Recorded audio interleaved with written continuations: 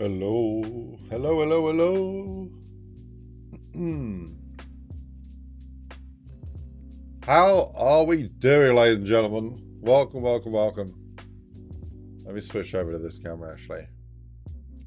What's going on? How we doing, Ivo? What's up? Welcome, welcome, welcome. Yes, I have been away for a week. Took a week's break. Although, yes, I've been back for a few days and I've done power stream and whatnot. But I haven't done any development streams, so that all changes right now. We're gonna jump in and continue on with the London Zombies project, the JME London Zombies, aka Tottenham, aka Custom Zombies mapping, in just a moment. How's everyone doing? Are we doing all right? You had a good day today? You've made it halfway through the week, almost at the weekend. Just a couple more days to go. Everything is loading up for me. That's why my face went white there, because it was just flashbang by the program. Oh, I got to build the light. Okay, let's switch over to the game question mark program. Yeah, here we go. So this is the original Meridian Walk where JME grew up. We're building this into a custom zombies map, although you guys know that. I'm just saying it because, yeah, trying to reach out, build an audience. Some people may not have seen this before. So I did put a how we doing, Mr. Gad? Welcome, welcome, welcome. Here we got Ivor here, Octograph. Mr. Gad, how are we all doing? We doing all right? I'm doing good. I made a little short video that's gonna come out. When's it gonna come out? Tomorrow. Yeah.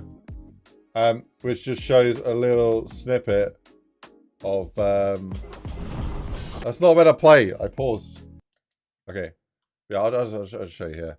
So yeah, I went skiing in Châtel, which is in France, and I'll just play this. It was amazing. It was beautiful. It was a nice cheap holiday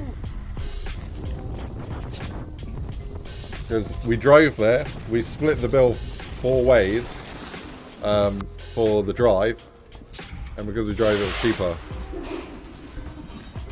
And yeah, we walked around some the church, around the villages, and yeah, it was absolutely beautiful. Had blessed with some good snow. Hadn't been skiing in a while. I did stuck it a couple times, so I've hurt my leg, but I'm fine. We'll be fine. It will heal. Yeah, it ended up being a pretty cheap holiday, to be honest with you, because fortunately, my brother has a friend that has a small chalet, so we didn't have to pay any rent, which was great.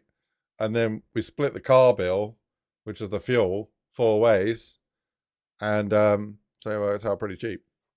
And then we didn't go. We only went out to eat one night, and every other night we cooked. So we went to the supermarket and did our own cooking, and it was really nice. It was really nice to get out and have a week away.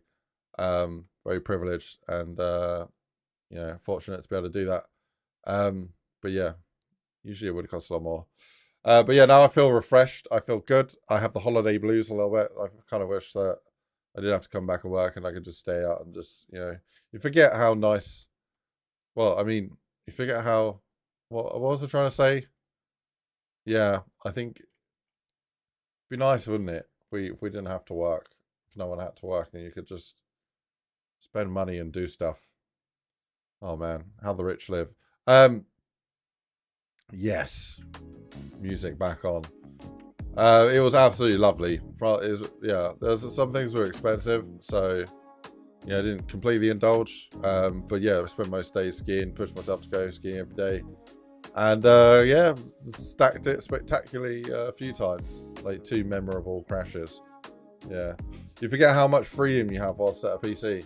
Well, that when you're at a PC, yeah, you forget about what real life is, and that there's actually like mountains out there and people and things, you know. It gives you a fresh take if you go on a break, even if it's just a free walk outside. It gives you sort of a good picture of you know, why it can be important. What am I trying to say, man? I don't get out enough. I don't leave this house at all. I'm a bit of a hermit. And I need to go outside more. Stretch my legs. In fact, I did that today. I thought, you lazy bastard. You haven't been outside and treated your body to a good old bit of exercise. You're getting lazy. So I went outside. I know, I ventured outside. Unbelievable. Went for a long old walk. And then I was almost late from a meeting. So, yeah. Great.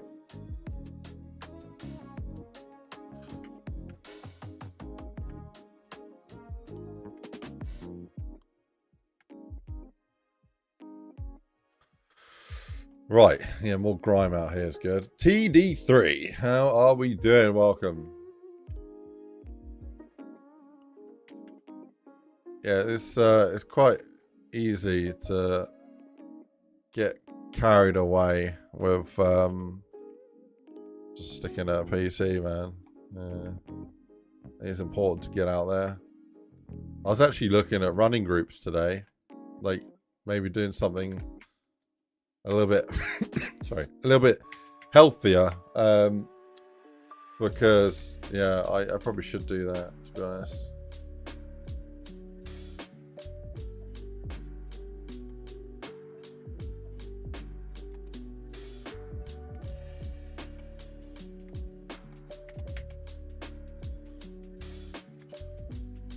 Down. Although they wear very vibrant shirts, and I like to not sort of stick out when I'm going running. I like to be, you know, like a spy. I don't want to be noticed. Although I'm 6'5", 6'6", it's quite easily. I mean, it's quite easy to spot me. I wouldn't be a very good spy. I'll just say that. I'll be a terrible spy. Yeah, we have eyes on the suspect. What's his description? He's 6 foot. I mean, he's over 6 foot. Oh, yeah, the tall, lanky one. Yeah, no, but yeah, we saw him. Don't worry, it's not a threat. Oh yeah, so we're starting to make this thing look dirty. Like my yeah, no, I'm very clean, actually. No, there's no comparison there. How are we doing, TD3? We doing all right? Okay, so what happened to my thing? Oh, okay. Well, it's a prefab. So if I'm gonna dirty it up, I need to yeah, do that.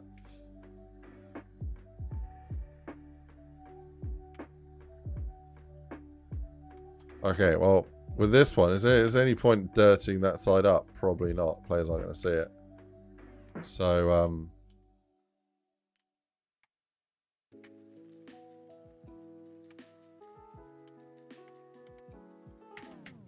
right, let's get some grime. Not JME sort. Some actual grime.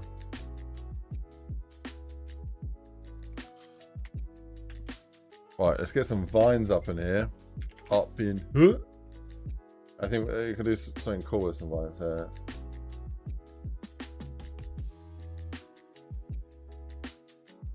I think up here and over here, we don't want any. So I'm just going to get rid of it entirely. But how's everyone been? We've been alright? Did you miss me while I was away? No. Did you not realize I went away for a week?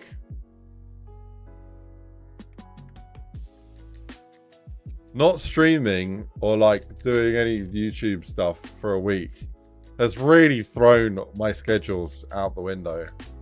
I feel like I don't know, like I've lost purpose in life. Like I don't really know what's going on. You know? I feel like just a lost animal. I don't really know what to do. I even like was wondering like what the hell do I got to stream tonight? What do I do? What do I looked on Steam at different maps that come out. It just felt like I was just lost. Mainly because there's not many new maps that have come out, so I think most people feel like that. And then I had this thought: the people do the same thing as me. They look, well, this is the maps. This was gonna be Plan B, by the way. I was gonna buy this game. I haven't bought it. Enshrouded. I think it looks really good. And then I feel like I've missed out on the launch, even though it's 24th, and today's. It's a week ago when I was away when it came out. So, yeah, I almost bought this and made today's stream about just playing this for the first time. And I thought, no, it's not what people want to see. People want to see me scrolling up on Steam. People want to see either playing or making zombie maps. But no, I was getting back to this. Do other people just do the same thing as me? They go on here and they just sort of look around at maps and they're like, I want to play some zombies, but none of these look like super insanely awesome. So they look for like 30 seconds and they give up and think, oh, I'll do something else. There's a lot of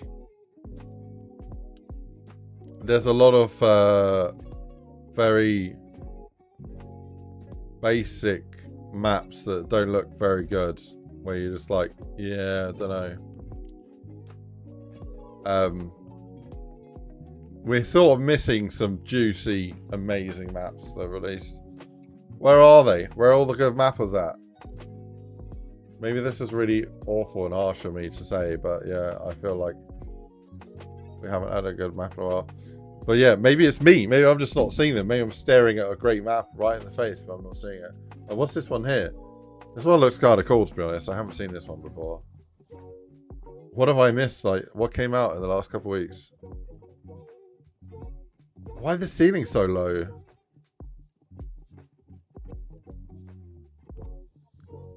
The ceiling looks like incredibly low. Right. Maybe play that one. I did see this map though.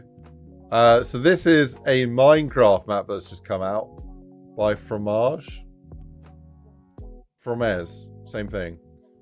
He made an amazing Verruct Minecraft map. Really enjoyed that. I probably rated it, but I can't find my comment so far. So lost in the depths of the comment section. Yeah, he's made a Shinonuma one, which is really cool. I do want to check this out. That'd be pretty cool. Maybe we'll do that Friday. Yeah. Maybe soon. Anyhow, nothing sort of jumped out at me like, yes, we need to play this. So I was like, okay, well. I was like, yeah, well, let's do something that we should do, which is work on this. So we're working on this. Because this is all... Working on this project is cool. But there's a lot. There's a lot. There's a lot to do. So if I can find something fun to play, I felt like playing a zombies map would be a nice way to sort of get back and streaming after having a week off. And then we'll pick this up next week, but no, we're here now. We're here now, and we're going to enjoy it. We must enjoy it.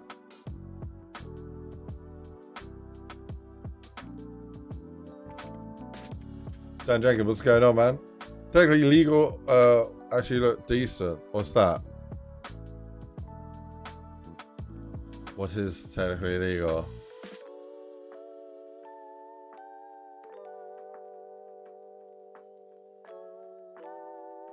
Oh, this one?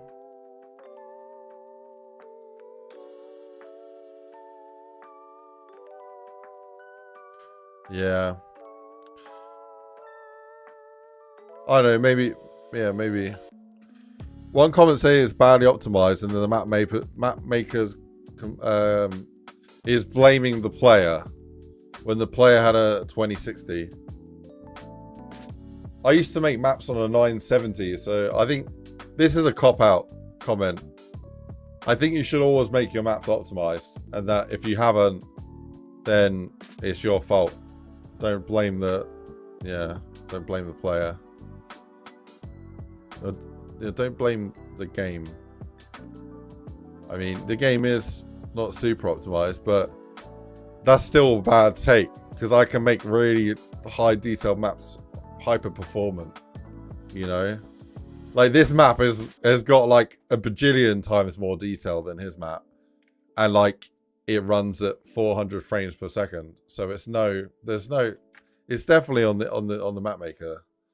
Also, this being like is it a strip club or something? I didn't know whether it'd be like +8, like, you know, where it'd be adult and there would be questionable moments in the game. I mean, this image is questionable. I didn't really want to get into trouble streaming on that one, so maybe I need to watch some videos on it. But yeah, maybe it's a cool one. Too many done. Yeah, lights can be a massive performance effector. Yeah, it can really actually destroy a map. Just like even like 3 or 4 lights just badly optimized can destroy a map, but so easy to fix. So yeah, never point the finger at someone else when you're making a map. Point it at yourself. In fact, don't point fingers. Ask questions and learn, because that's the best thing to do. Because you're not going to make a better map if you're going to point fingers at someone else. So yeah, I couldn't really support that. Yeah.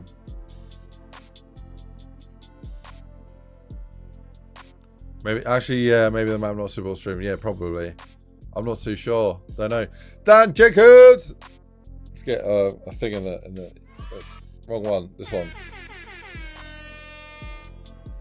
How do you optimize the light?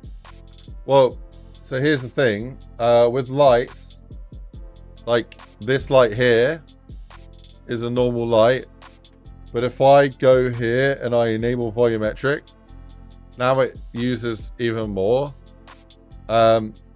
There's actually no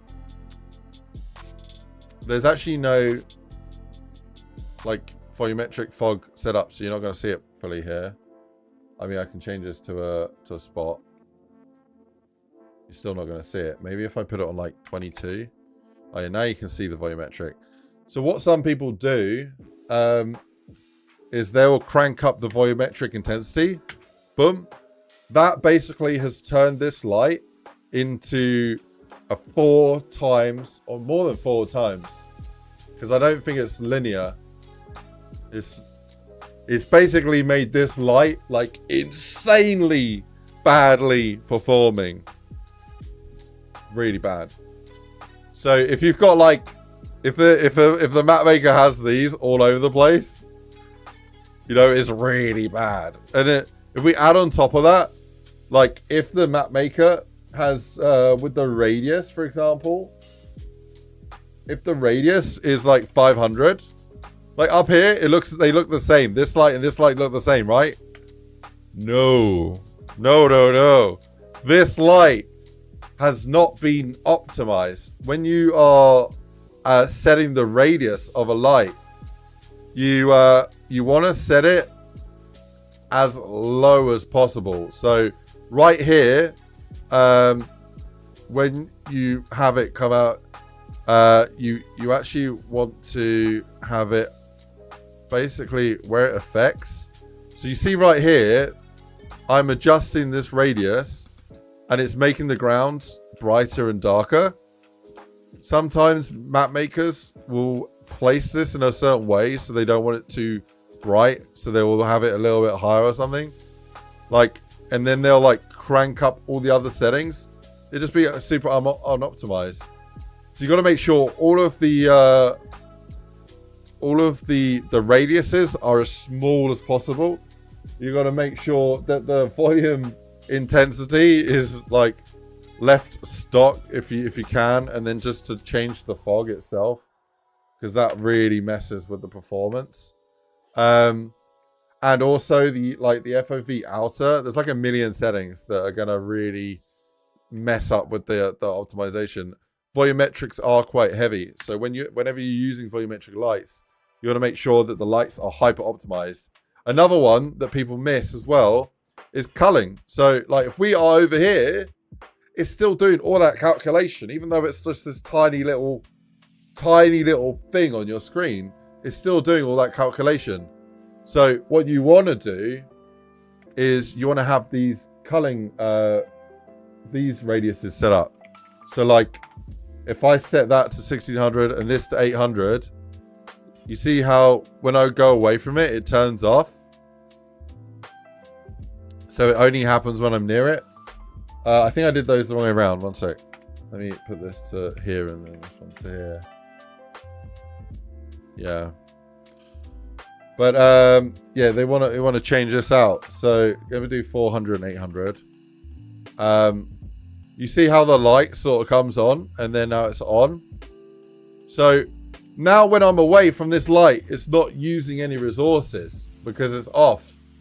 I mean, there's still some resource usage working out where the player is, but it's only really impactful when you see it. So you can adjust these values to dramatically change the cost to your hardware, and it's likely that that player's not done any of it.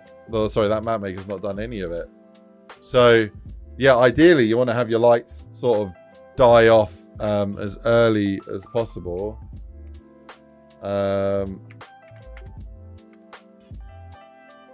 So even having it like this, like, you know, it's gonna be so much more performant.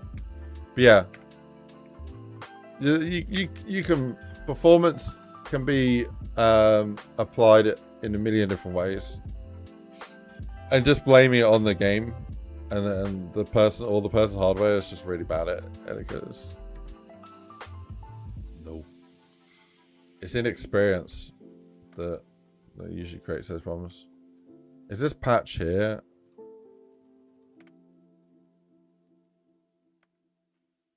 I feel like there's like a straight line of dirt here. You weren't aware of the cull setting?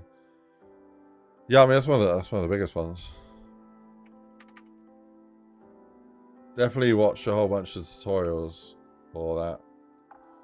Alright, I'm looking at this right now and I'm feeling like the ground is a little bit basic. We probably want to have some maybe some like road markings.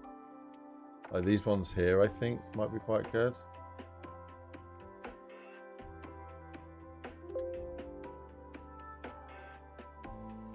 So yeah, I probably want to do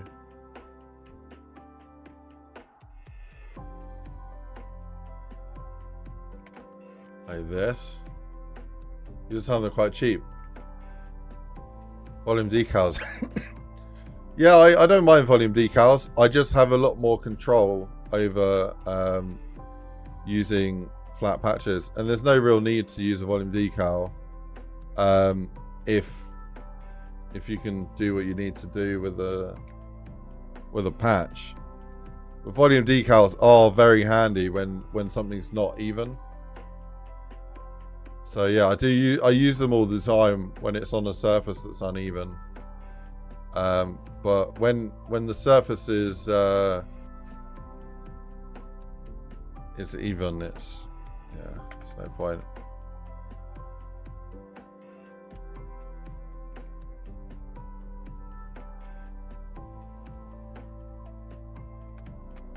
Cool. I added some discoloration there.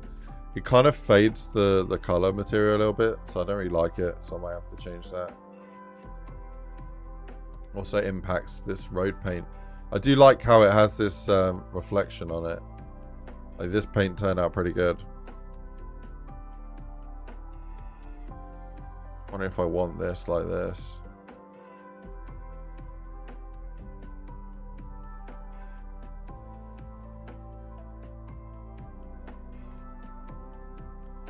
If you've ever seen British roads, they're like notoriously badly painted. Well, I mean, it depends on the county and the area and the team, obviously. Sometimes it's cool, it's good, sometimes it's bad. But there are a lot of bad roads. They give the good roads a bad press. So, yeah, I'm just going to give the assumption that these roads are bad. So I'm going to be purposely a bit sloppy with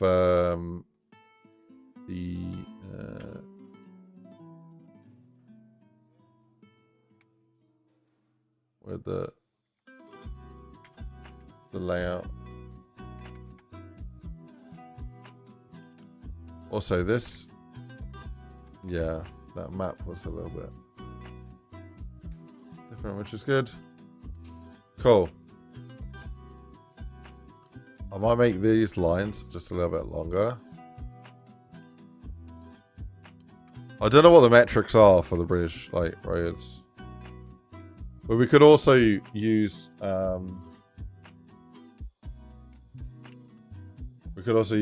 some reference images.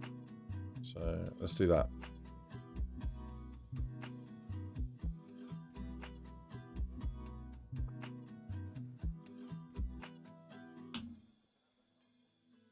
Okay, so this is the actual road that we're using for replicating.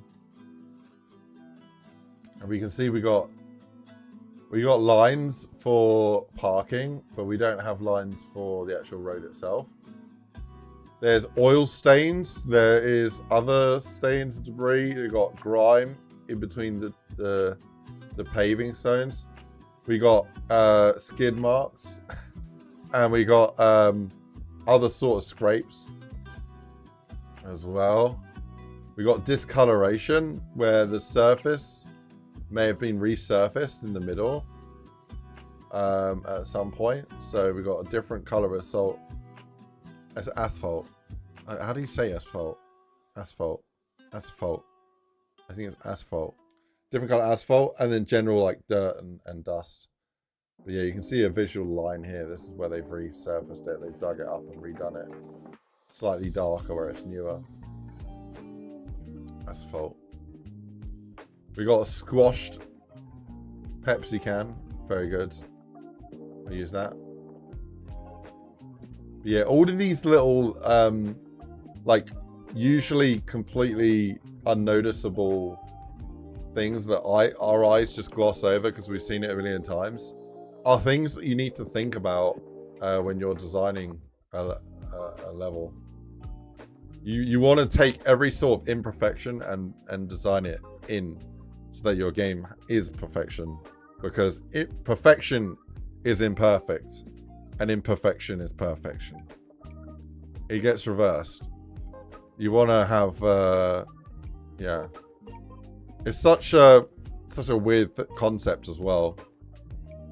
The whole concept in life that like to make something messy is really easy and then takes time to clean it up is completely reversed in game development. To make something like clean and like not messy takes no time at all, and to make something messy and there's really dirty and takes a lot of time to clean up takes a lot of time to make. So it's completely flipped. The whole logic is upside down. You know? Maybe a lot of people probably have never even thought of that. Maybe you're thinking, well, damn, that makes sense. Never thought of that. Well, now you have, because I've said it. Yeah, I think I'm going to copy the little things part on the side. The road's not actually wide enough for that. I don't want to make the whole road wider. Do you know what? I will change it to just, I will just keep it a normal road with no parking like this. I think this is good. Yeah, this is good. This is good.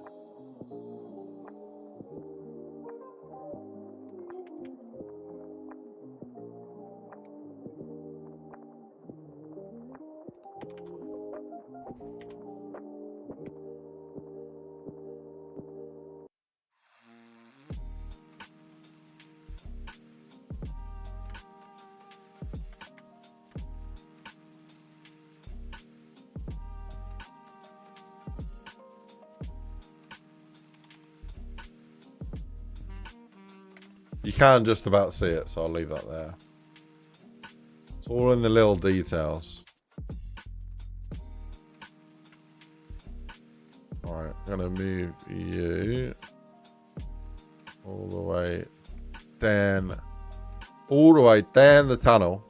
So you choke on your own. Up ribs. Yeah. God, I haven't heard that song in ages. Roscoe violin. Cockney violin it's called. It's like one of the first original dubstep songs that ever existed. Roscoe Cockney violin. It was pre-Skrillex. Back when I used to like dubstep. I don't know if I still like dubstep, to be honest.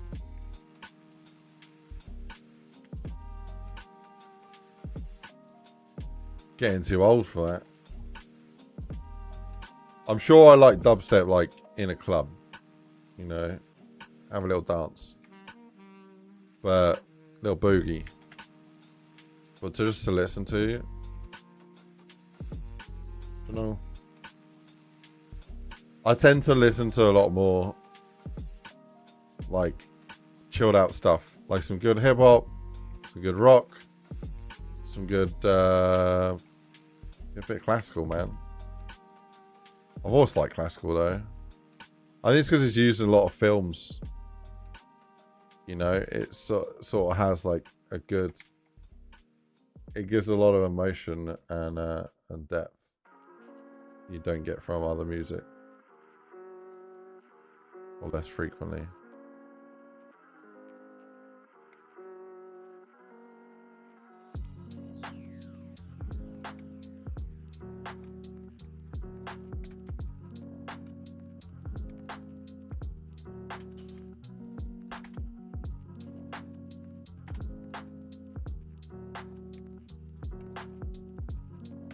Oh, that's fine.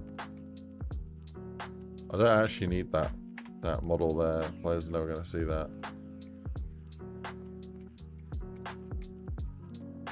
What I can do, I can select these, and then I can unhide, and then I can deselect either side, so I can just tell which ones we definitely want to keep. Players aren't ever going to see that other one there, so I can delete that. Generally, the rule of thumb is if a player can't see it, don't put it there. Don't have it. Even if... Because a game is all an illusion. It's not about recreating the world as you see it. It's about it looking like the world from the player's perspective. So when you look at these houses, a player will look at that and think, oh, it's a house, you know, it has a back garden, all of that. They don't actually go out there and see that it's nothing. It doesn't exist. You've broken the matrix. It's an illusion. Because, yeah, it's all about eluding the player and giving them the immersion that they feel like it's the real world. And at the same time, making it with as little stuff as possible and as most optimized stuff as possible. So everything runs smooth and quick. And, yeah, not laggy. Right, so we've got some road markings here. We want to have some more. So I'm going to do some more. My little cheap way to line stuff up is to copy a bunch and then to overlap one of them and then delete one. And then that way you know that they're all equidistant. Next to rock like Mick Foley. It's Nick Joby, kill him softly, play that shit slowly. On the keys like Tony, throwing subs, they get toasted about my bread like a hoagie. This beat ice cold, look how I ride the Zamboni. I feel like old Tony, good anywhere you throw me. She eat a Chobani, cause her body getting bony. Late night, heavy scrolling. I'm going to do the same thing here that I did earlier. I'm going to go like this and then just see which ones I want to delete. So I know I can delete that one, but I don't want to delete that one. Okay.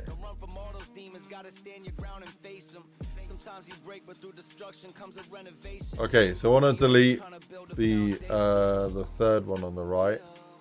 Just the third one on the right, I think.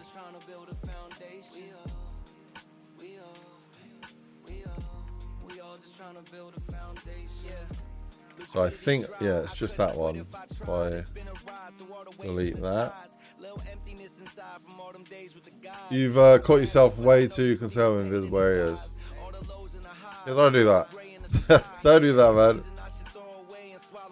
So, one good way to sort of manage your workflow when you're making a map is, well, when you design a layout, you should be thinking about the important areas. So, you know, where's the boss fight? Where's the player doing the Easter egg? Where is the best place to train and survive in the map? And those three places are important areas. Any place that is to get from A to B is literally an alleyway where it connects one room to another room or one area to another area, aren't as important, but this, you know, don't forget about them. Anywhere the player walks should be detailed. Anywhere outside the map where the player doesn't walk doesn't need to be as detailed. Like, you can fake it a lot more and do more with less.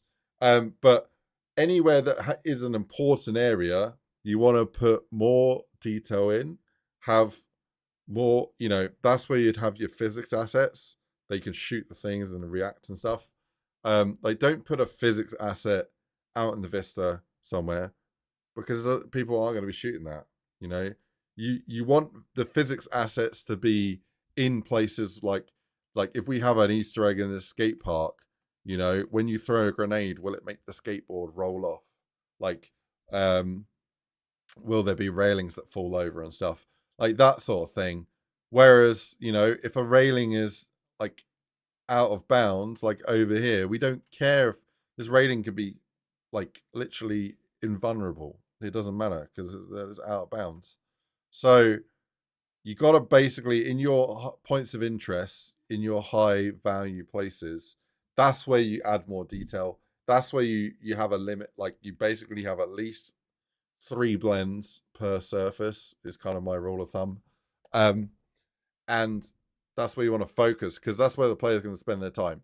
Make sure you detail the places where the player's spending the most amount of time more. And then the places that are connecting, like from A to B, less. You know, that's how Treyarch does it. That's how you should do it, because then you get more value for money, is a way of thinking about it. Because the player's going to notice more detail because they're spending more time in those places. And yeah, and then you can come back and add more detail to the A to B places. But yeah, as a whole, it's more important to focus on the high value ones.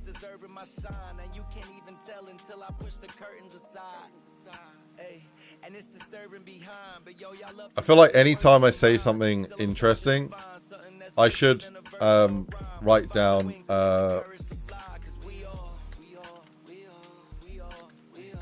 what I said and the timestamp, so I can do my shorts, my YouTube shorts.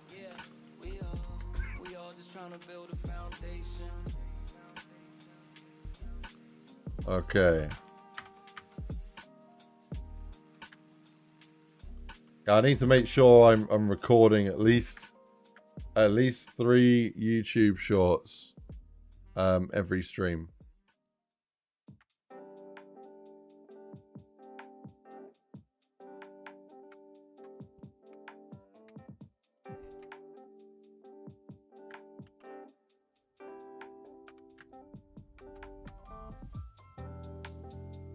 Right. I can just eyeball it, to be honest. A little bit of imperfection is good here. Lee Dizzle. Yo, Ice! How you doing today, bro? I'm doing good. I am doing good. How you doing, Lee? Good to see you, bro.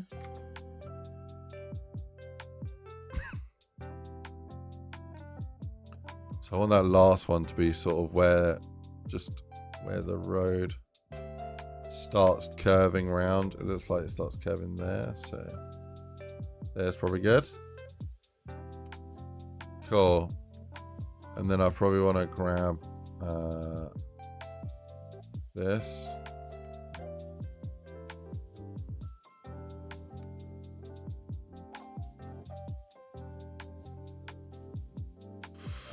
Cool.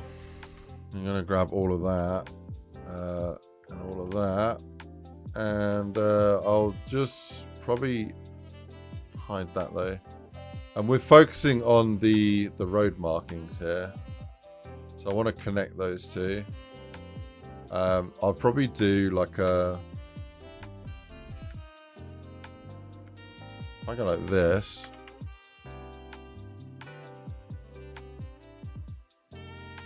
Cool.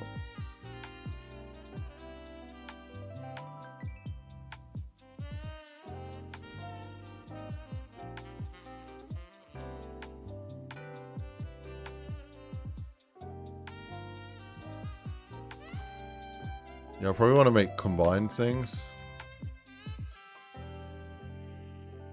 So if I edit this one here, or does that not work with, it doesn't work with patches? Yeah, I can sort of bring this down until it meets.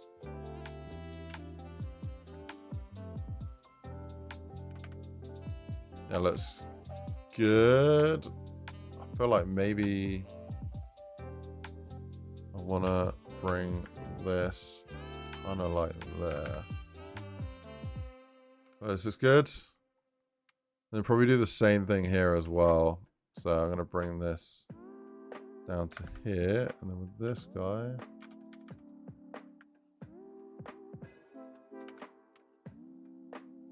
Probably bring this over here.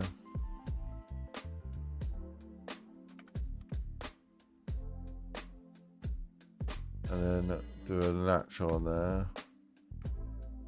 Not perfect. I might. Yeah, I might just flip that a little bit.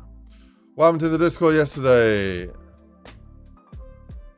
Oh, I don't know. I didn't see.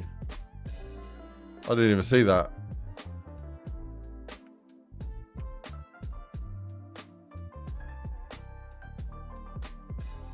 I don't mind a bit of trolling, to be honest. Lee, not Lee, Tyler. How we doing, Tyler? What's up, man? Tixie as well. Hey, Ice, you ever thought about adding a parallax effects in each house so it feels like they're all refurbished? Yeah, I don't know if we got parallax in tools. I don't think we do. We do camera stuff, but yeah, I don't think we got that in Black Ops 3. I'm not sure. I'll be intrigued to see it though, if you know of a way to do it. Yeah. Parallax is a really cool bit of software, or not software, but technical thing you can do in game development to add like fake depth to stuff. Super cool.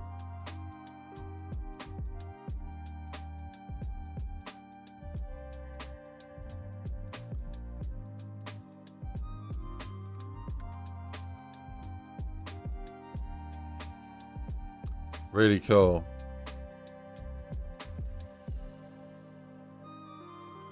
Well, do you know if it's is it something that's possible in Black Ops 3 tools?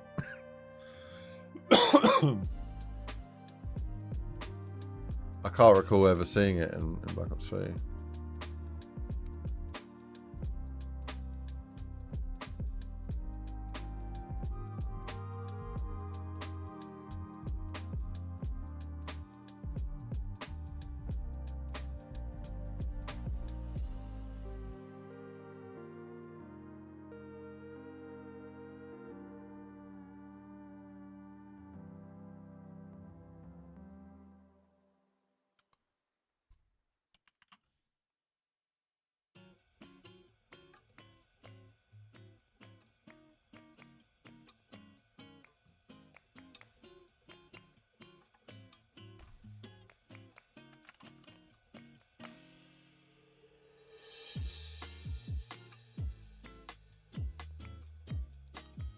I think the white fog is probably gonna, or the white material is probably gonna be the best thing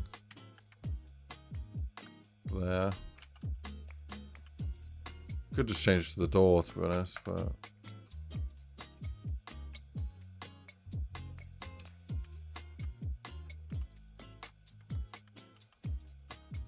yeah, I'm wondering what do I want to do? Not that.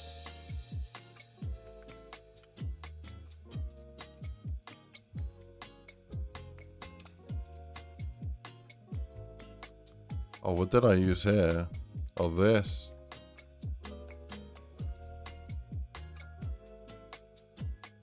That could be good. Yeah, no, I don't think it does, to be honest. But yeah, that would be cool. I'm with you on that thought.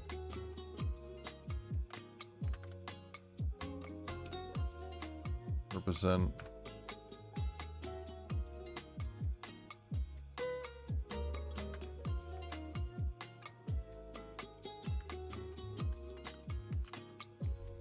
Oh, it is Slash Racing. What's up, man?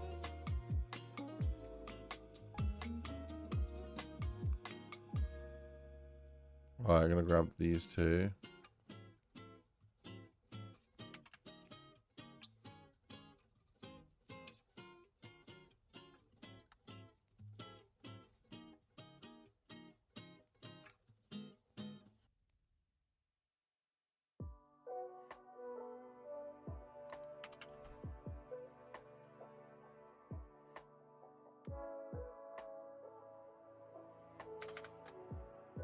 Oh, yeah, we definitely want this longer.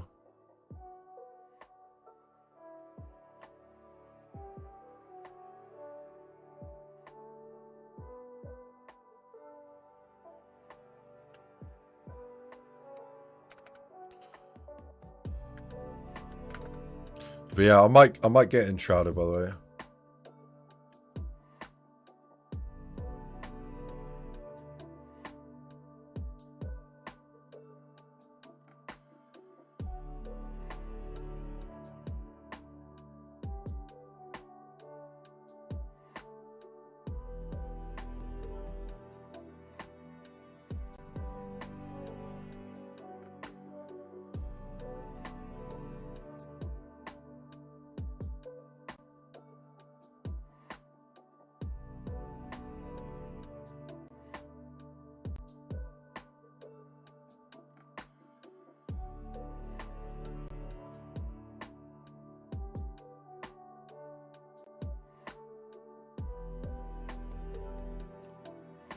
How you been liking Power World? Yeah, love it, man. Almost played it today. I thought, no, I need to do some game development. I get sucked into it. I'll end up having to delete it like I did with Tarkov. Man, I like Tarkov, love Tarkov, but I get so stuck into playing it that like I end up not getting any game development done. I can't have that. We gotta get some work done on these projects. So yeah, no, I do love Power World. I think I'll probably might play some next week. It depends. Like I said to you guys, I think it's going ahead. I think I have a commissioned project, which I think means that from Friday for the next month, I could potentially be working on a map for a client, which could be really cool. It's a really, really cool project that I'm looking forward to working on. Yeah. That's cool. It's like an American style house. And yeah, we're making like the ground floor as a zombies map. So it's more of like a, not nostalgia, but like a personal, awesome connection that the client will have with playing that map. You know, being able to play zombies in his own house. So yeah. Here I am with the game jam. So cool news. I shared I did a tweet. So on my tweet, let me bring that up. I did a tweet, and in my tweet, this. Yeah, ladies and gentlemen, so this is the game we made, and right now, it is 17th best. There are 1,406 entries in the game jam. Most of us in our team were occupied for a week of it. So we only actually had a week. Out of the 2 weeks, we had a week. And then out of that week, I think people just worked really hard for like a few hours a day sort of thing. So, because we all had a lot of obligations and stuff. But I think we did a good job, man. Yeah. But out of 1,406 entries, we're currently 17th. But we've not been rated technically. But if you actually go on the itch.io page and go on most popular, we're 17th. Now it's going to bite me in the ass. We're going to look live and see where it is now. So let me go back here. View the submission page. And go to submissions. And most popular. Oh, we've gone down a place. Oh, no. Yeah, we've gone down one place. Detective Fang is beating us by 1. God damn it. It was still 18th though, out of 1,400 entries, which is just insane, man. Oh, and then on top of that, most people are scared to play games that are executables. Like you have to download an exe or the zip file, and then basically download an exe and run it to play our game because it's an Unreal game. Like if I go to I don't know if I got anything in my downloads folder that I can't share. I don't know. No, I think we're good. I think we're good. Right. Let me go here to, is it desktop? No, where did I put it? Well, these are the builds anyways. And is it W2? Yeah, this one here. This is the project here. So this is literally what you download and you have to run executable. So you double click this and then it launches the game. And I think some people are scared because it's running an executable on your computer. It's just the game. It's just how Unreal projects work. But yeah. So here it is. I should probably close Radiant because Radiant is a memory hog. Close it down. Close this down.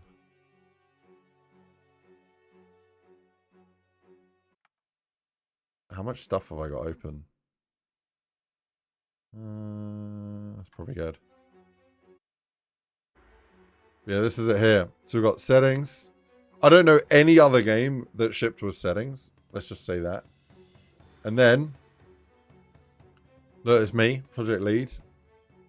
Came up with the idea for the game. Did all the 3D art. And helped do some of the coding. Yeah, we're going to skip the story.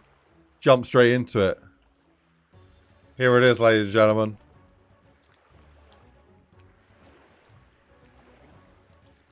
But yeah.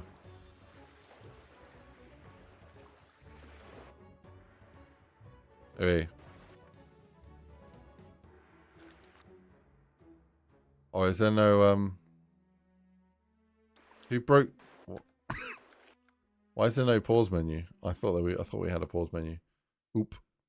But anyway, the point I was making was I reckon that has affected our ranking because most of these games that are in the top 20 are games that run in your browser, so you don't have to run an executable like this one here. So I think because of that, a lot of people are like, yeah, I'm not running an executable. So I don't know. I don't know how many are. I reckon this Penguin one is executable. Yeah, this one's executable. So that is one thing that sort of limits us a little bit, but hopefully not much. But yeah, no, apparently we've not been rated yet.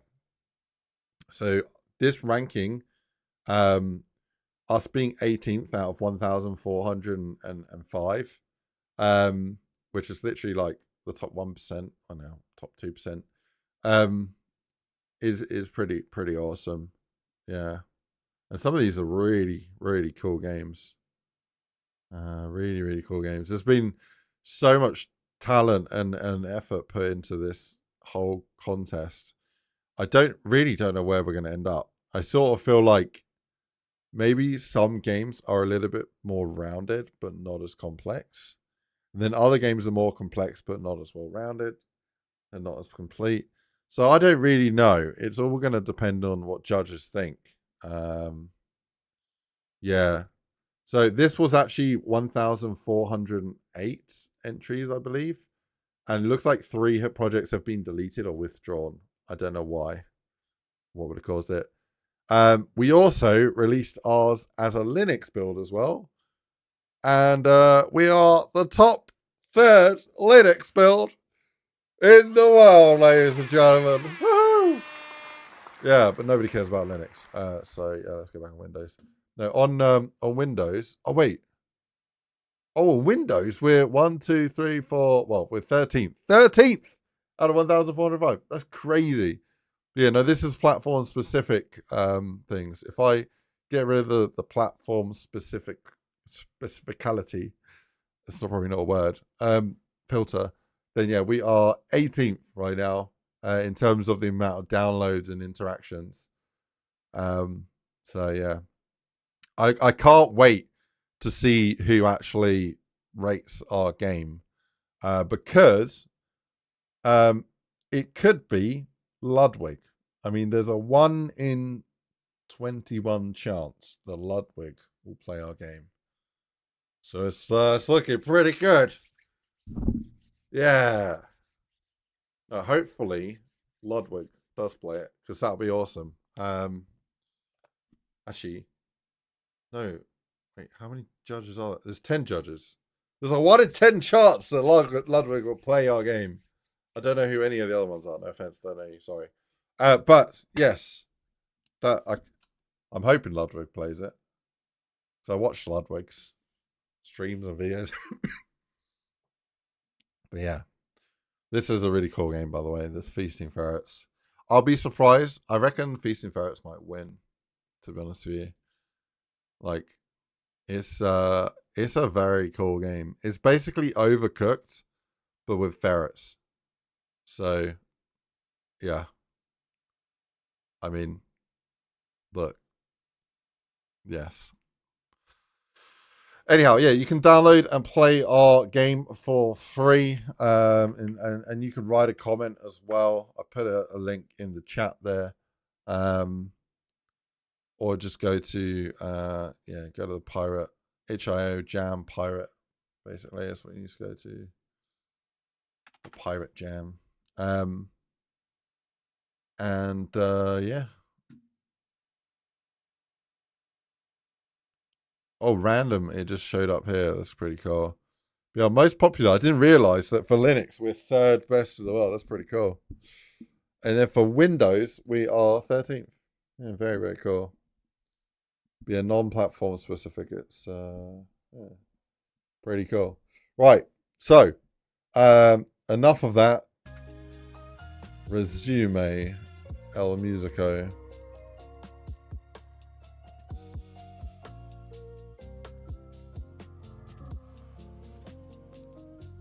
Maybe I could make that as a YouTube short. So, top 3 in the world pirate jam game jam. What timestamp would I give it? 55 minutes, 56 minutes.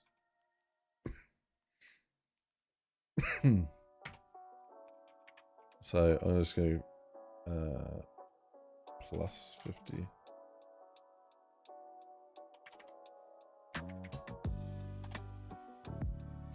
Do that.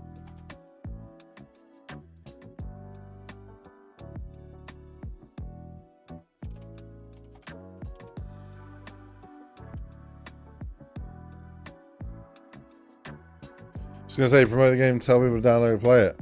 I mean, yeah, the important thing is what the judges think for that.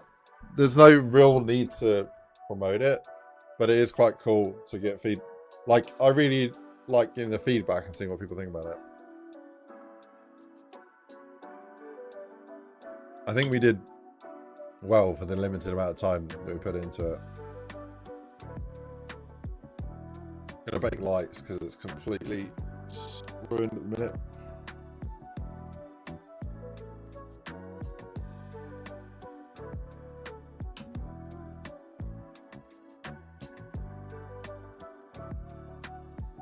Do they stream the games rated public or is it behind the scenes? I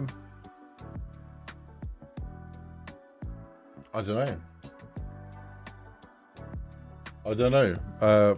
Pirate Play Game Jam.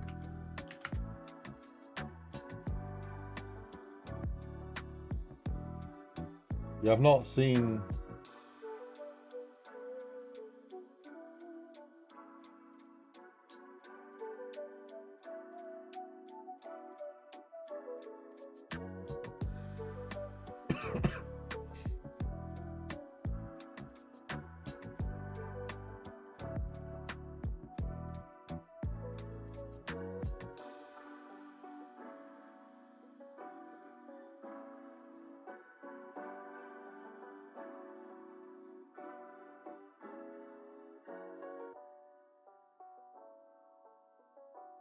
Don't know.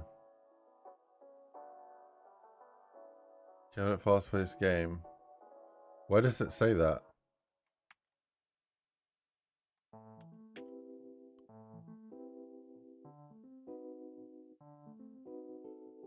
Oh, it's someone else. Oh, someone. Yeah, someone on the team.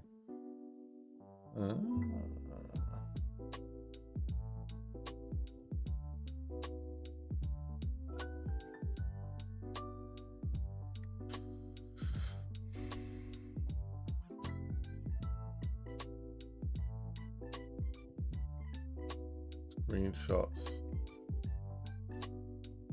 Oh, this looks cool.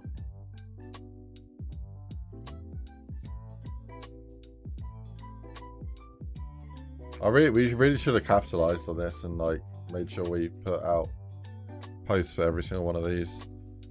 I didn't write a community thread. I didn't do any screenshots.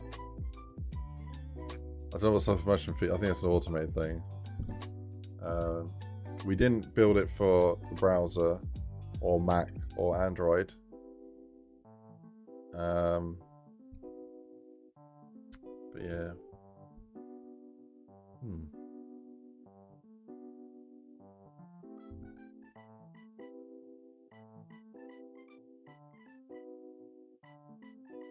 Wait,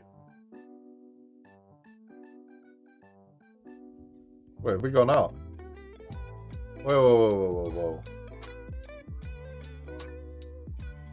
1, 2, 3, 4, 5, 6. No, we're 18. Okay. Oh, it's just because I changed the width. So I went from, yeah.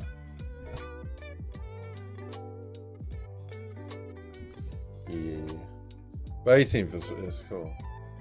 I would assume behind the scenes because so by cheap channels. There are people streaming it live, yeah.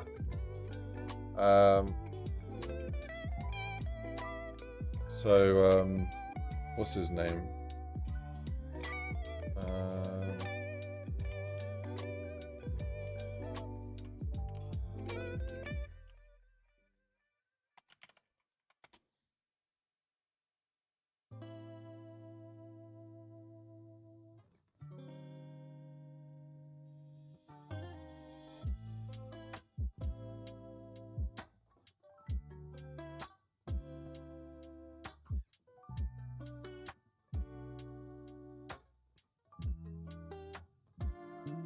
Yeah, this guy has been judging them, but I don't think he's been judging it. Oh no, it's here.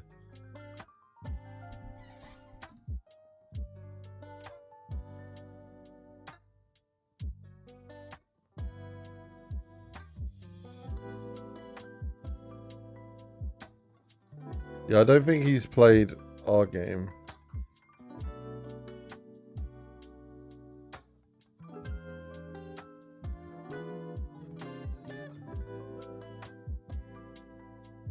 That doesn't look like a real game jam game.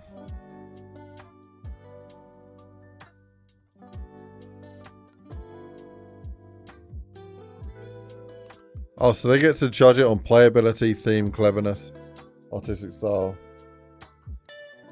Oh, so they don't actually judge it on the because there was what is it? Pirate Jam.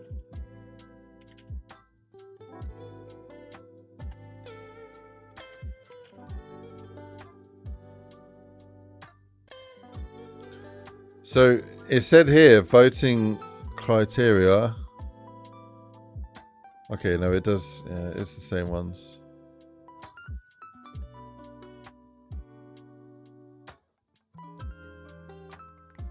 God, this game here is literally almost 5 out of 5 and everything. We got like, yeah, I think we'll probably get like, I don't think we'll win. I think theme-wise, we're like a 4.5 star. Cleverness, probably like 4.5 star. Artistic style, I really like. Artistic style, I think it's a 5 out of 5. Playability, I feel like it's kind of lacking in a couple places. Like, so like a 4 star. I think we're around a 4.5 star personally. So that game there is already higher than 4.5 stars. It's like 4.75 or something. So, yeah, I don't know. But then each judge has different preferences. If all of the judges are massive 2D gamers, they're not massive 3D gamers, they're already at a disadvantage. Like, just because of, like, personal bias. But I don't know. I don't know what the judges are like. I imagine Ludwig would like 3D games. I don't know. I'm gonna remain hopeful, but I'm not expecting anything. So yeah, would be cool though. I didn't realize there was money on the line. Like, the secret prize is there's 30 grand. There's a prize pool, which is kind of crazy. So, yeah, 15k to the number 1, 7.5k to number 2 and 3. So, pretty cool.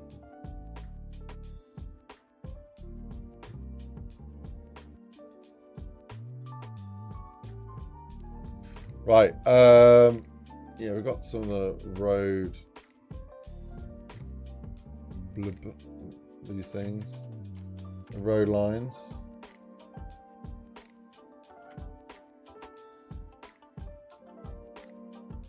Line that up.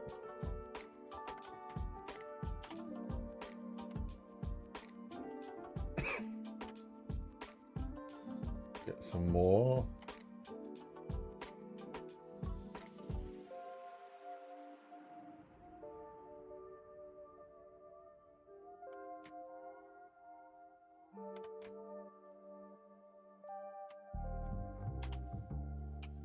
Cool.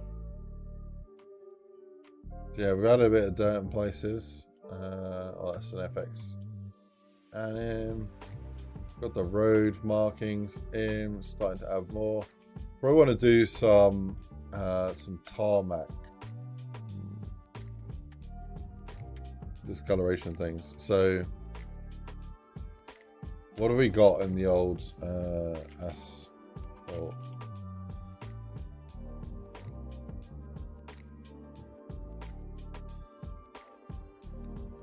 Yeah, if I do set,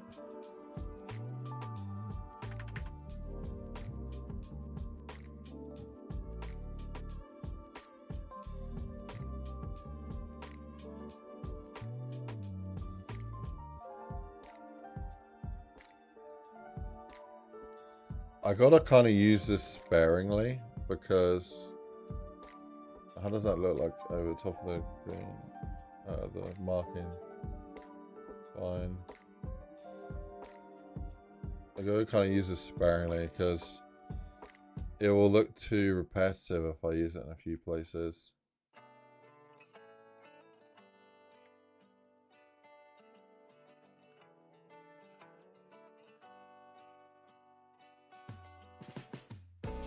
I can change the size though to kind of reduce the repetition.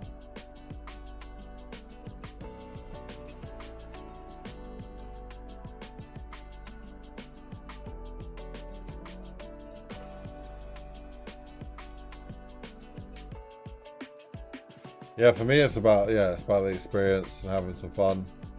I entered the jam because I was just curious to see what we could make in a couple of weeks for a laugh. I didn't I didn't enter it with money on my mind or hope to win. I knew it was going to be massive. I sort of did it I did it to improve my skills as well, just to learn whatever I could learn. I don't know if I learned much, but I used my skills. Do you know what I did learn? I did learn stuff. I used the Unreal mesh tools. I've sort of avoided them like the plague. Ha ha ha. You get it? Because I made a game called Pirate Plague. No, I sort of avoided the mesh tools for quite some time. Because they just seem a bit like, well, not as good as using Blender and other tools. But I made pretty much all of the 3D assets using those mesh tools. So it's quite cool to learn that. I didn't realize the amount of stuff that you can make using the Unreal mesh tools. Oh, Zero, if you're still here, these road markings are done with volume decals, but they don't look as good as the they don't look as good as these ones. How do I make maps like this? Yeah, a lot of reference images.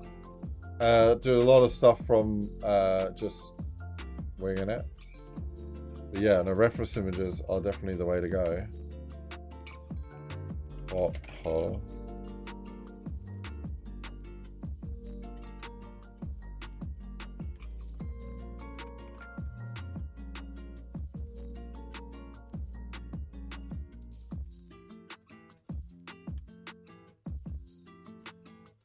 The British roads, we need more potholes.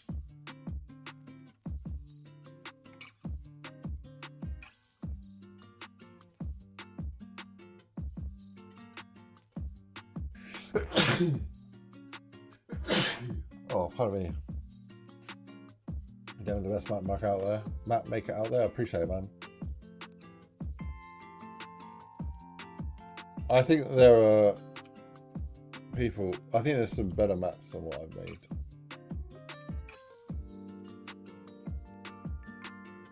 I don't think I made the best maps.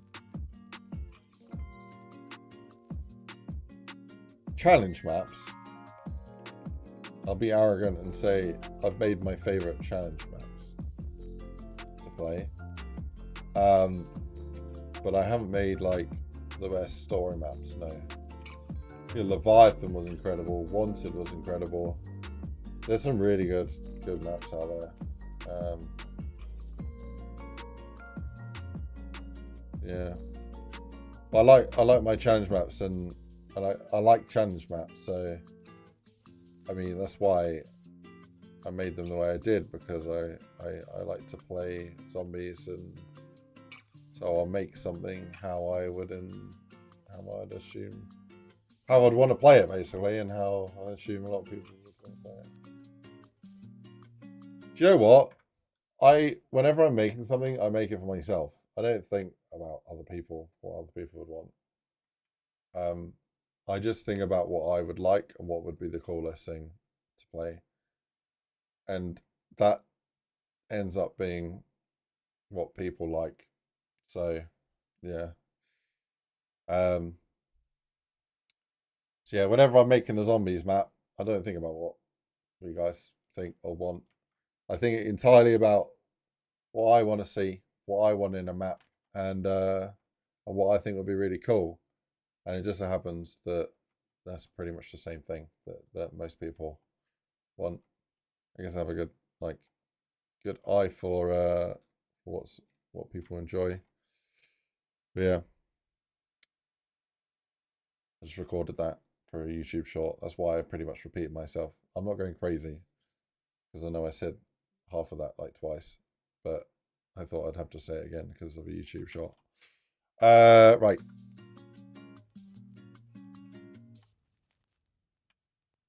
Be easier to just record it.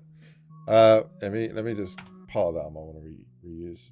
So we are 1 hour 17. Go 17. We'll go minus on that there. So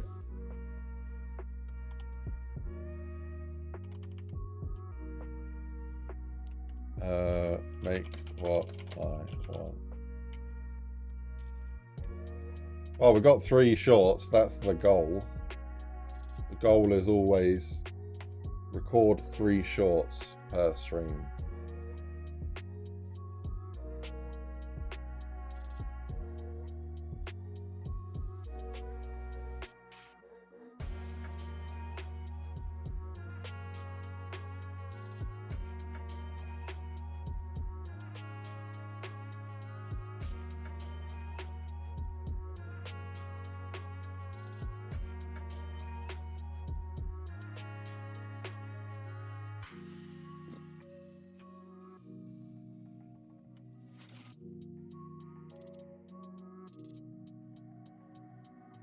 I don't... What maps have I ever picked that's someone else's idea? Just wondering. I tend to make what I want to make, unless it's commission projects.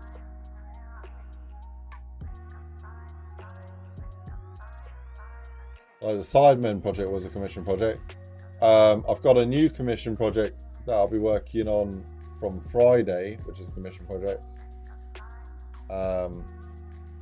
So yeah, they're obviously not things that I would have personally chosen. But one thing I will say is that whenever I've worked on a commission project, a lot of the ideas are things that I've like come up with. So people will give me like quite a basic template, and then I have the creative freedom to express it in a really cool way that they're usually really on board with what I say. So I don't know really.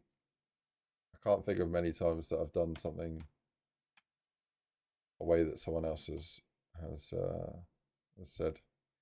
This time even when it's a commission project, I'm still making what I want to make.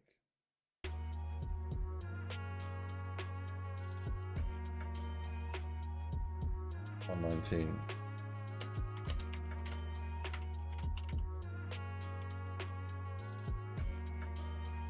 Does help you a lot when making maps. Oh, awesome, dude. I'm glad. I'm glad it helps. I mean, yeah. You're giving me. Is it gratification? Not gratification. That's not the word. Is it? I don't know words. English is. It's not great for me. My English.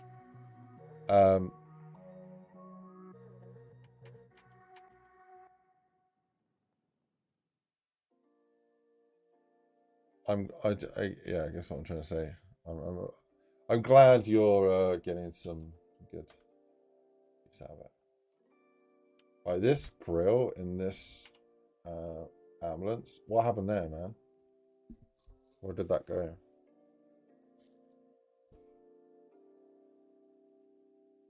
So the problems you have is stuff looks weird when playing the game, but in mod tools it looks better. Oh, okay. Like what? What exactly? Do your roads have any drains? Yeah, they do, early. So I should add some drains. But I saw one early in the reference. Just didn't get around to adding it.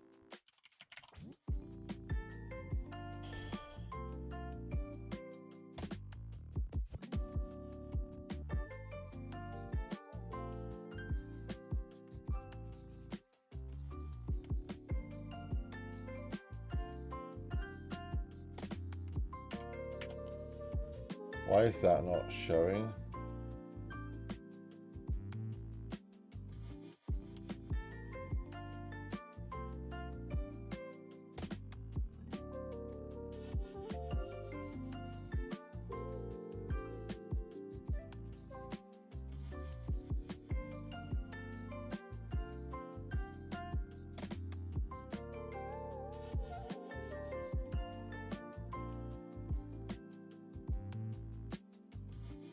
I don't get it.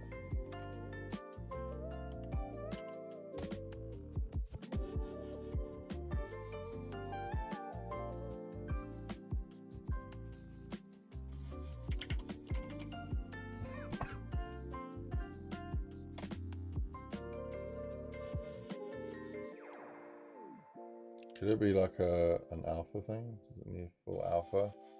Oh, that's exactly what it is. Okay. That's funny.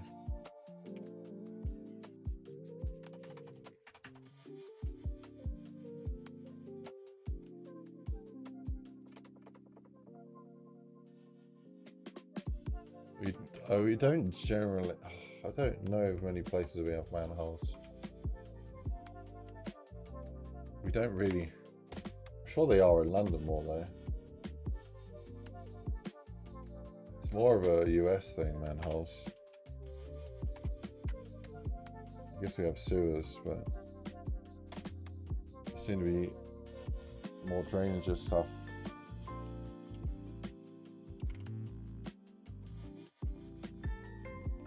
Did you do any sort of game design, game at uni, college? I did a computer science course, which had a game design, game development.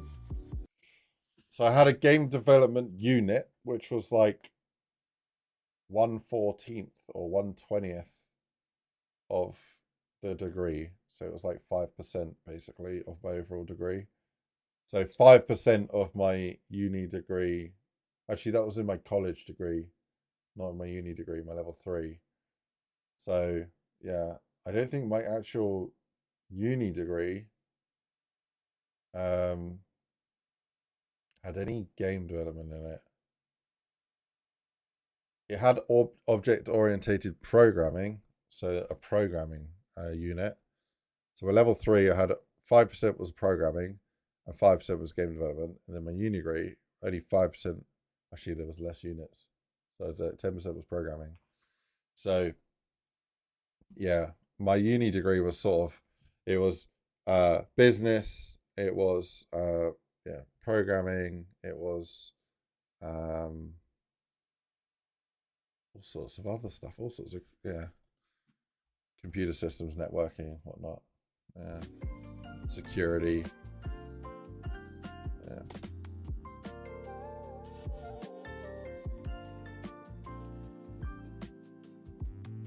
I feel like this sort of one would be more like to be on ground.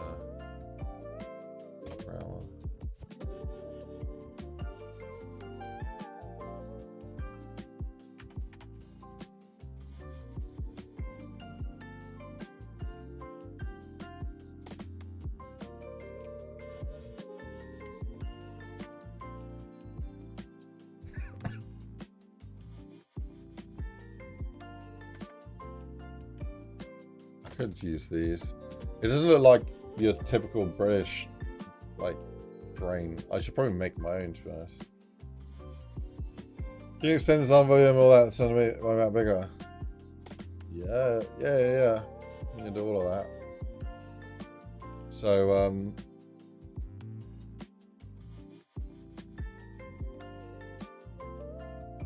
this is probably a bad example actually.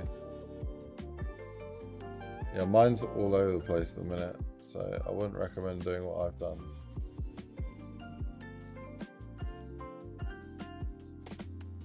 Where is my sound volume?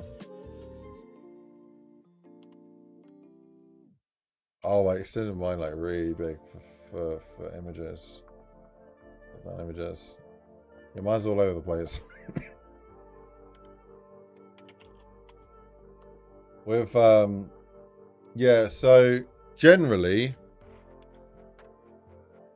if this is your map, okay, and like if this is your map, so you got some trees here, okay, got some trees and some trees, and say you got some mountains here. I don't know. Not making much sense. And then let's just say the this is the actual playable space where your players are. And these are the trees. So some trees are inside where the player is. Some trees are outside of the area. And like, let's draw some buildings. So this building's like half inside playable area. This one's inside playable area. This one's outside. So this is called your vista, outside the map where the player doesn't get to. Like just give a visual of what the map looks like. And the red one is obviously the playable area, so you can go anywhere. So the red. So ideally, when you're making a sun volume, your sun volume would only cover the area that is the playable area. And think of your sun volume. I might record this as a whatever. Okay, I'll just write this up. But yeah, what time is it? 1:28. Sun volume settings. It's probably a little bit too specific to be a short. Yeah, think of your sun volume as like a trigger. So players should be touching it to be able to see the light. If your player goes outside of your sun volume, then the light won't work. Think of it like that. You don't need to make your sun volume the whole size of the map, because this tree does not care whether it sees like sunlight or not. What does matter though is that the player's touching it. And if the sun volume is like a trigger, because if you're a player and you're looking outside the map, it looks like this tree is like nicely lit by the sun. Because all that matters is that the player is touching the sun volume. Don't make the mistake of making your sun volume cover your entire map, because it doesn't have to. It only needs to touch the player. So if the player's not going outside here, you don't need to make your sun volume that big. The other thing though would be, you may want to make your umbra cover your whole map if it's not too big. If your map is huge, you're gonna have problems with the size of your umbra taking ages to compile and like being very heavy and stuff. You can usually your umbra will be like about, try and cover as much of your vista as possible, but not be like massive. But yeah, your sun volume is literally going to be the playable space. Your umbra can be the same exact size as your sun volume, but sometimes if you've got the artifacts, you might want to make it slightly bigger. And then just don't make your umbra too big, because it doesn't have to be that big. Your weather grime volume should be the same as your sun volume, touching the player wherever you want the weather grime effects to work, aka moving foliage, snow covering rocks, moss covering rocks type thing. Your lit fog volume should be the same as your sun volume, literally exact same proportions, touching the player. It still affects the entire world like your sun, as long as you're touching it. So think of it like a trigger, and you don't want it bigger than it has to be, because it makes it take longer to compile and whatnot. How it is, script, what's up? So yeah, that's generally the breakdown. Then make sure a vista volume covers your whole map. No, the fog is its own entity. Fog is its own entity. If you press this is my fog here. It doesn't need to be that big. I've just been lazy on this map, but when it comes to compiling it, I'll sort it out. But yeah, fog. You just type in fog, and it's one of these. And then this is going to be your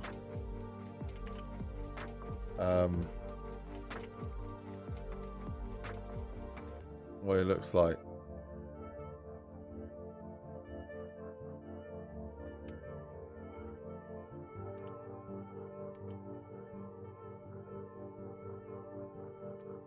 I've already got fog enabled, so that's probably why it's not.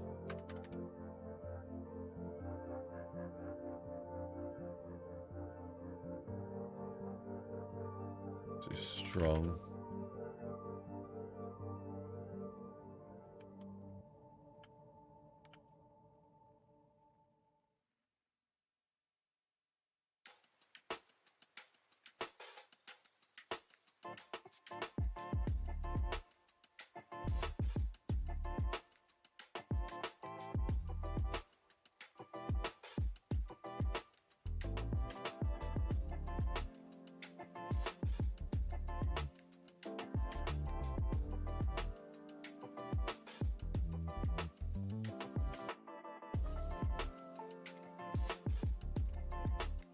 Yeah, I got fog volumes in here already. So I'm trying to show you something, but I think it's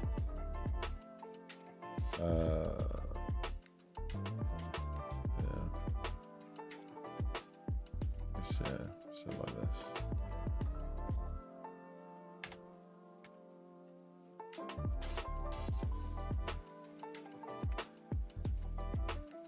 See how the light affects it though as well.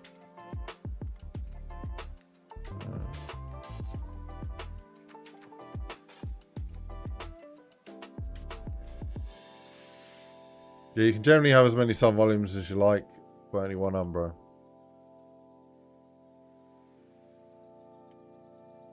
Right. Yeah, market's looking better. Still not great.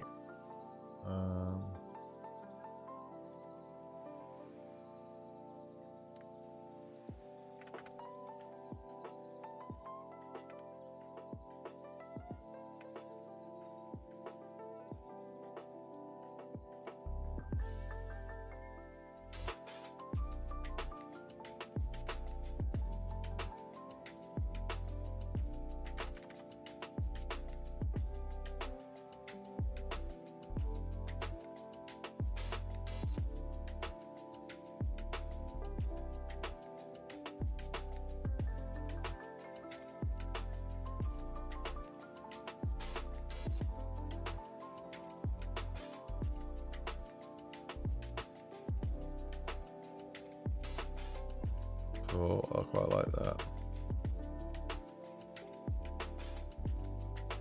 Some of that over here.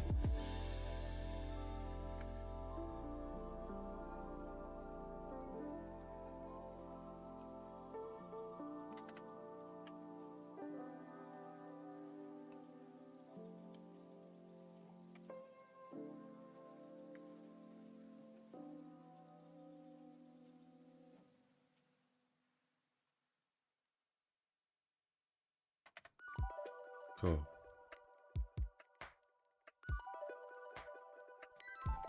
Yeah, how we doing, Big Jeff?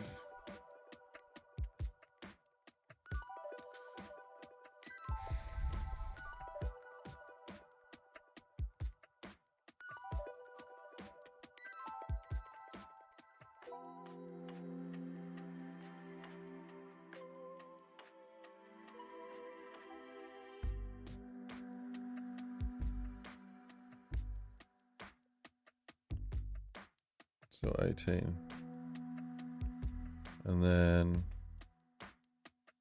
still third. 13.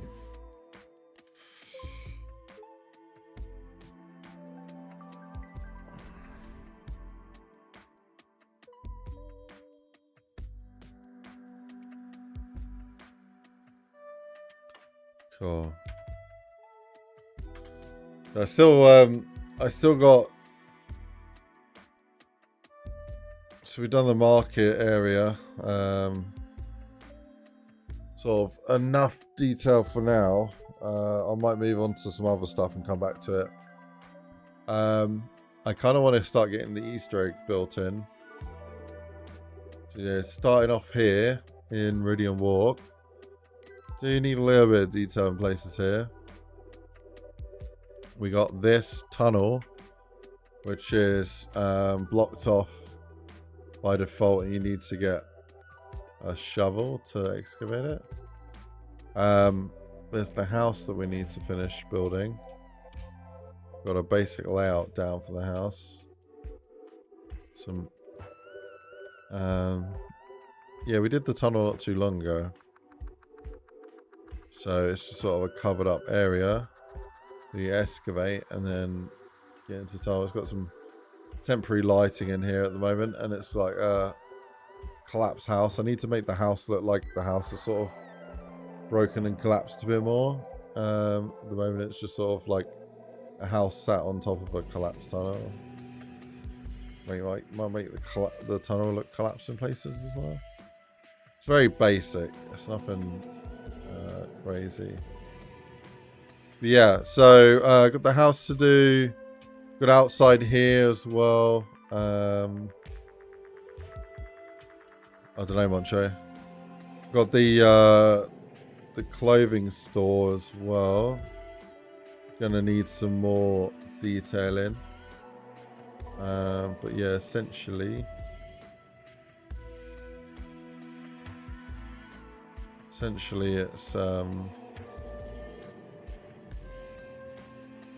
coming together. The layout not too bad. We've got a broken wall here, into this door, into here. The house will be a real location, yeah. To be able to go through the house to get across. We might make the whole house a real location because it's JME's house. And then you got the little sidewalk here, the side alley, which goes to the skate park, which then connects to back to the marketplace, which connects to the tunnel. Yeah. And then we got from the skate park you can go into the park, which goes to where the music outside stadium or outside event is. Music stage. There's a very basic stuff going on here. But yeah.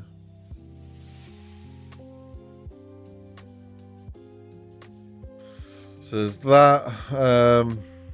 Then we got through the park, going back to where the clothing store is. Started doing some of the loading bay. It's got a bit to do there. Back around to him.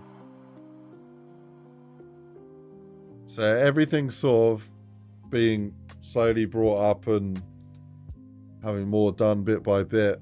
Nothing's finished, and nothing's completely blank.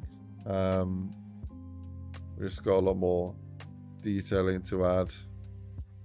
But yeah, before I do any more detailing, I kind of want to get the whole thing playable, so that's what I've started doing.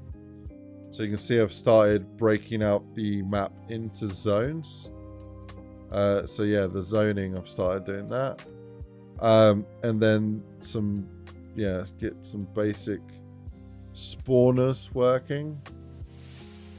So there's a dog spawner. One of these is a riser, that one there, a riser. So we're gonna get some basic.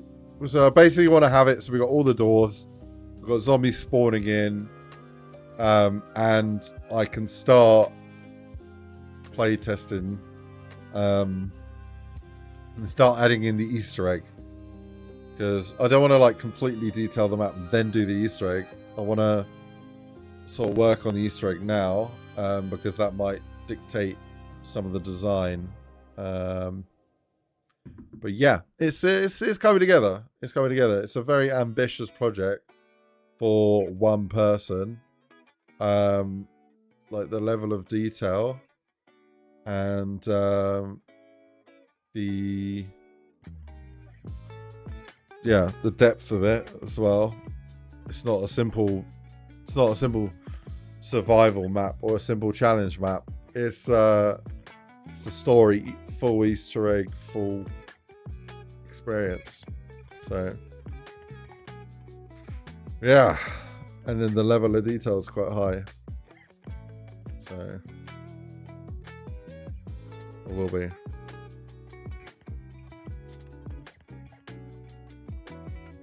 I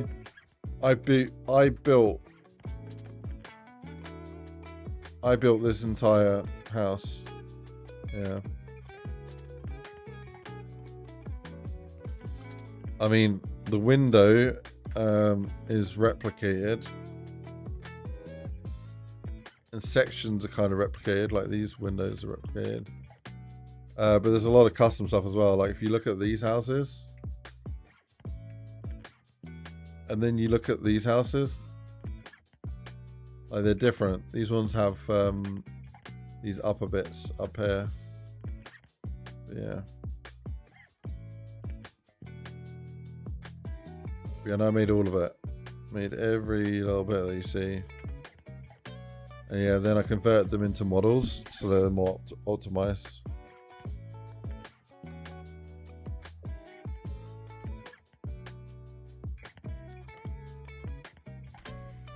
I did everything in game. I made every single thing in the editor. I made these market stalls in editor. All in editor. All the skate park ramps, they're all made in the editor.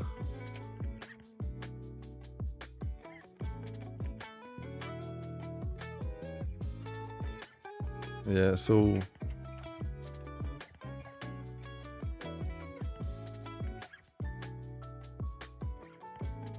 done in editor.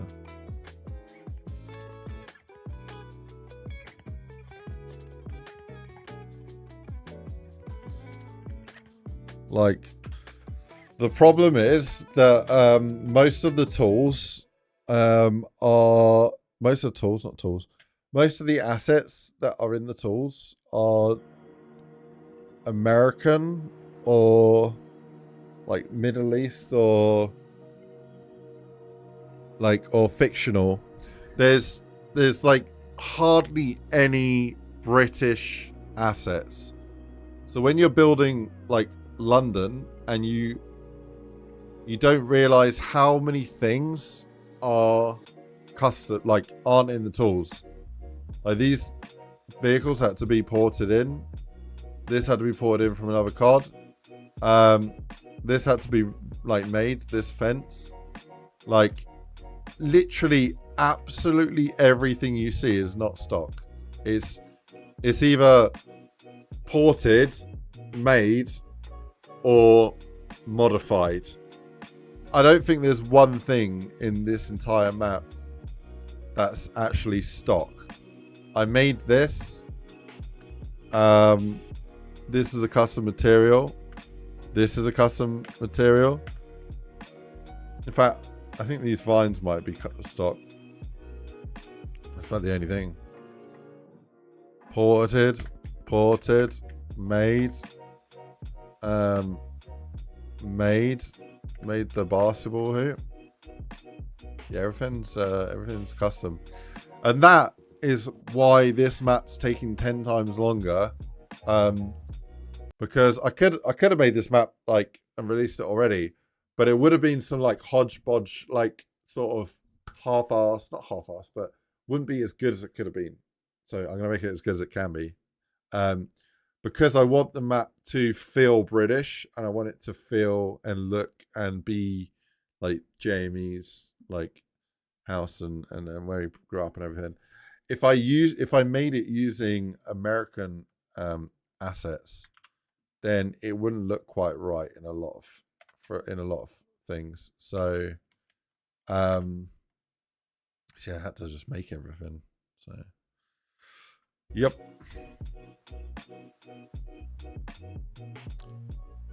See, I've made most of it custom, so that's why it doesn't look as good as it could look.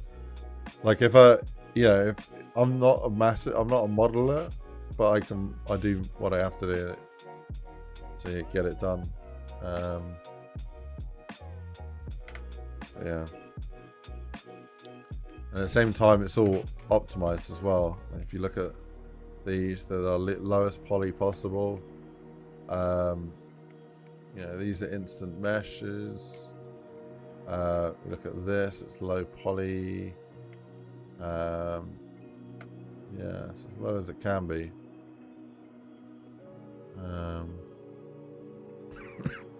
If I press I and select the entire map, you sort of see the density of everything. Alright, this rock pile is, yeah, it's a set of models, so it's quite heavy. Yeah, you can look at the density here, it's not too crazy. And outside the map. I mean that vista in the distance, that's not even in the map anymore. Yeah, there's a lot of things here that are cut. So cut models.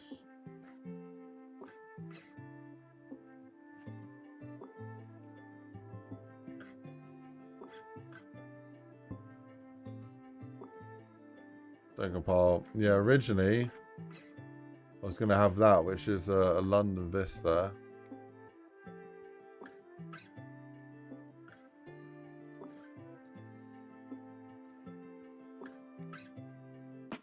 I still might have that, to be honest.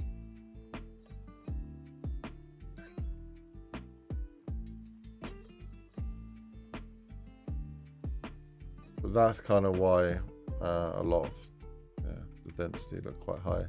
If you look at the tri-cam down here, you know, 1.5, 1.8. See how it's green? Doesn't go over 1.5. Oh, I mean, sorry, it doesn't go over like crazy numbers. Even when you got like loads of stuff rendering, because it's all super optimized. But yeah. When I tested this on absolutely maxed out settings, we get like 300, 350 frames per second. Some places 400 frames per second. On low settings, still getting like 400 frames per second. So I want everyone to be able to play this, no matter what hardware they have. I want it to look good as well. So yeah, sort of pushing it. There's so much to do, man. So much to do.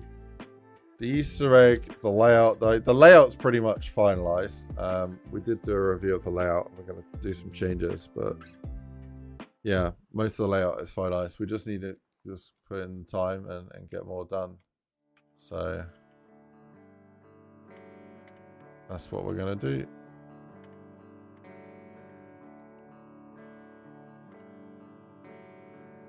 Yeah.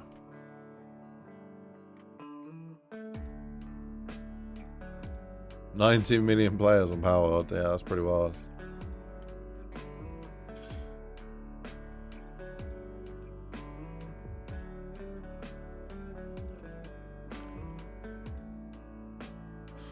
Right, ladies and gentlemen,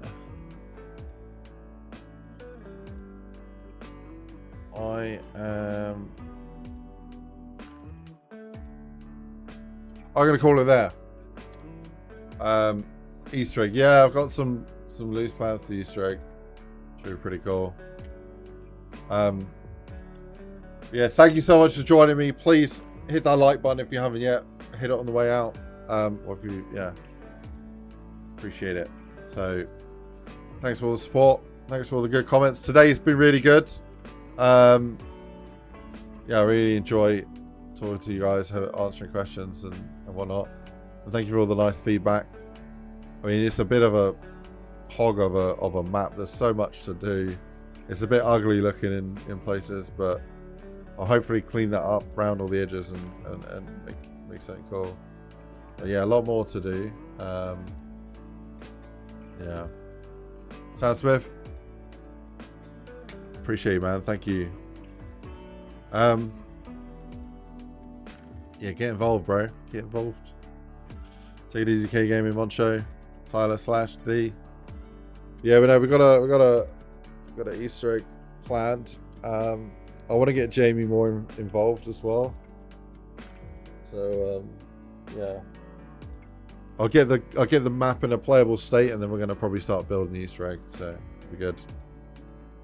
We got one that's already in, which is the golden vinyls, which you find around the map. So that's one, but it's got a lot more to go. All right, yeah, I'll see you guys on the next one. Like I said,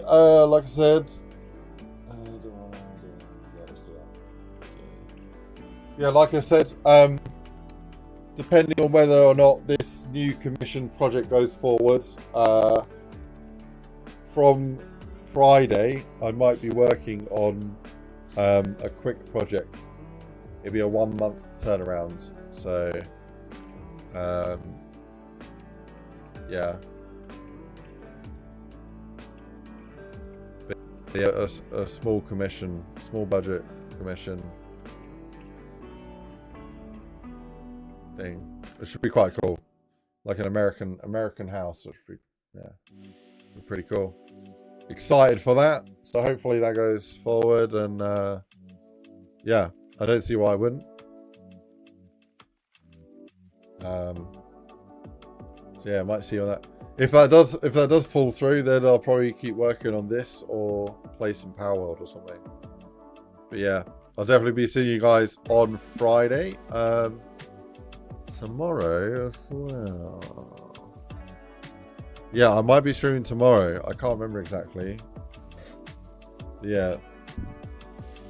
Be streaming. I stream literally Monday, Tuesday, Wednesday, Thursday, Friday. Every week. But Tuesday and Thursday is not as guaranteed. So, yeah.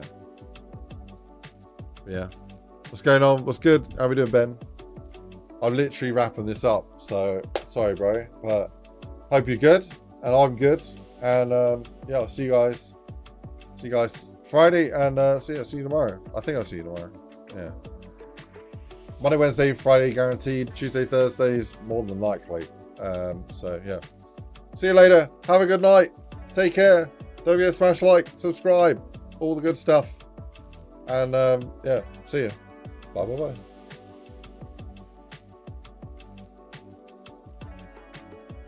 Yeah, it's more than likely to eat, to be honest. I finish my work day like about 2 hours before Rama gets home, unless she gets home early. So like, if she gets home early, this is how it works, right?